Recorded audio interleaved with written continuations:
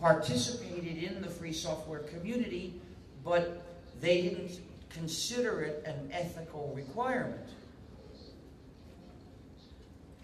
And there was a debate between the two camps, so newcomers would see the debate and they would find out about the free software movement and what it stands for. But in 1998, the people in the other camp invented a different term, open source, and switched to that. And because the term was new, they had a chance to decide which ideas to associate with their term and which ideas to leave out.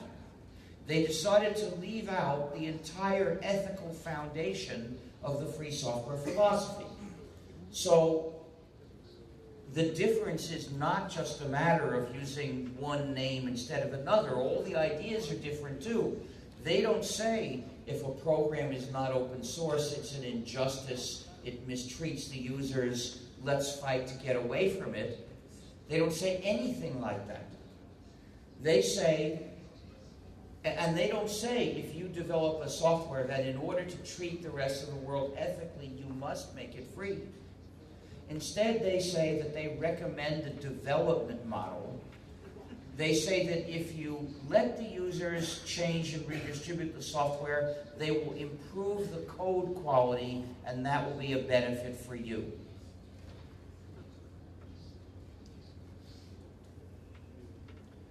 So the difference between these two philosophies is at the foundation, at the level of values.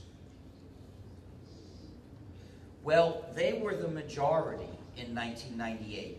In addition, the companies in the free software community followed them because most of them did, because most of them had proprietary software products also.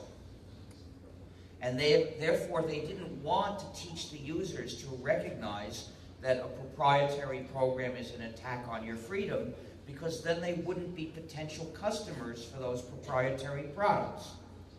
Well, most of the politicians and journalists follow the business. And since then, most of the people talking about free software don't say free software. And they don't mention any of our ideas. And when most people hear about me, they think I'm a supporter of open source. Just about every day I get mail from somebody who says he admires what I've done for open source. And I have to write back and say, you've been misinformed. I don't even agree with that. That's the slogan of the people who disagree with me. And then I tell them about the free software movement.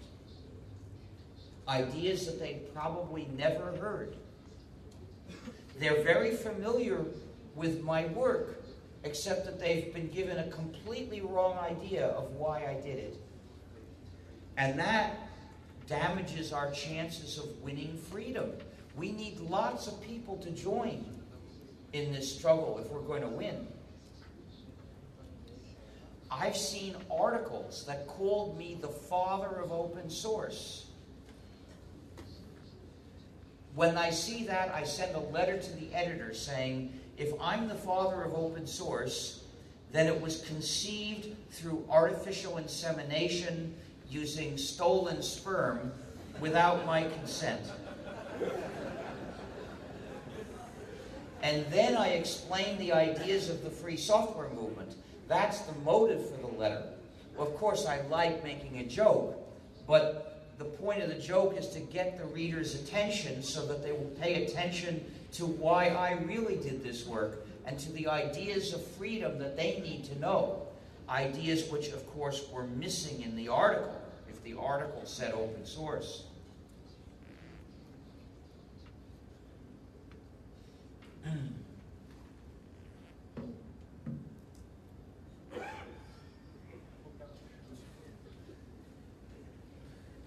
I'm checking to make sure it's not from Coca-Cola Company.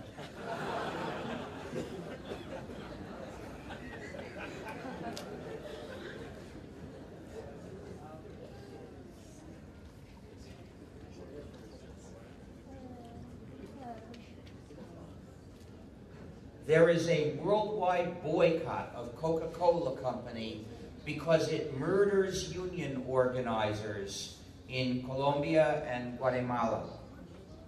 So don't buy any products of Coca-Cola Company.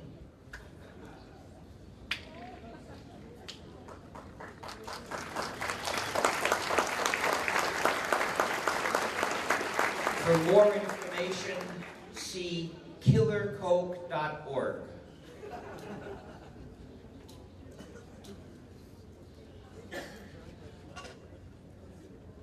So, in 1998, those people thought the free software movement would disappear. And often they say that it has. They tell people that open source is a replacement for the free software movement. They describe us as a precursor. Well, we're not that. We work very hard, and the free software movement is still here. But we need your help. We need you to talk to people about free software. And say free software, software liberty. And when other people are talking about open source, if you insist on saying software liberty, then you're helping us. And also, please call the system GNU/Linux whenever you talk about it. That will also help us. Now, those are ways you can help us with a little bit of time. If you've got more time, of course you can do more. You could even learn to give talks like this. That would help us tremendously. We really need more speakers to explain the ideas of free software to people. But if you can't give us that much time and effort, at least call the system by the right name and express your support for the free software movement by saying free software. Because it's very easy to lose your freedom if you're not paying attention. We have lost our freedom several times in the free software community. We got freedom and we lost it again because most people didn't pay attention. They didn't care enough. They had freedom in their hands and they wouldn't close their fingers. So it slipped out between their fingers and they didn't notice what they were losing. For instance, in 1992, Torvalds liberated Linux, and it was combined with the GNU system, and we got GNU/Linux. It was possible to buy a new PC and install GNU/Linux and run it in freedom. But it was not easy. At that time, to install the system, you had to be a real expert. You had to tinker with it. So people began trying to make it easier. They developed distributions of GNU/Linux designed for easy installation. And a few years later, there were several distributions competing in a community where most people didn't value freedom. So the developers of one distro had the idea, let's put in some non-free programs to do additional things and present that to the users as a bonus, as an advantage.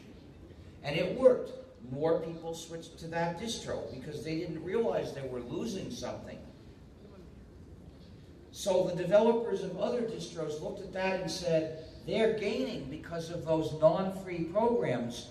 We had better put non-free programs in our distro too to match their advantages. So they did over the next few years.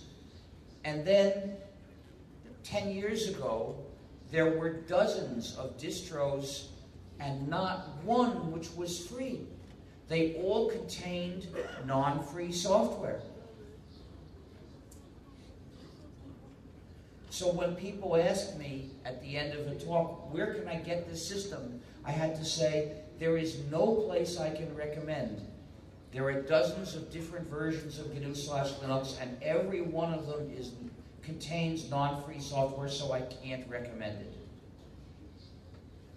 Well, that meant we had reached freedom, and then we had fallen back and lost it. I'm happy to say that today, there are completely free software distributions of GNU/Linux. You can find the list in gnu.org/distros. They include Ututo, and Blag, and GNU-Sense, and Triskel, and Parabola, and a few more. These, as you can see, are not the well-known popular distros. Those continue to come with or offer non-free software. So we have begun to recover the freedom that we previously lost. Just begun. And then we lost our freedom in another way. Nowadays, the source code of Linux, Torvalds' kernel, is not entirely free software. Most of it is still free, but there are certain pieces which are not free. In fact, they're not really source code either. In supposed source files, you will find large tables of numbers. And those tables of numbers are really executable programs dressed up as source code. But that's not real source code. The real source code for those programs is not available, so they are not free software. In addition, many of them carry explicit non-free licenses, making them not free software. Well, how did this happen? Torvalds decided to put them in. You see, Torvalds never advocated free software. He never believed that this was an ethical issue. He started developing Linux in 1991 as proprietary software. Then in 92, he made it free. And then some years later, he put in proprietary pieces. And for him, this was not a matter of principle.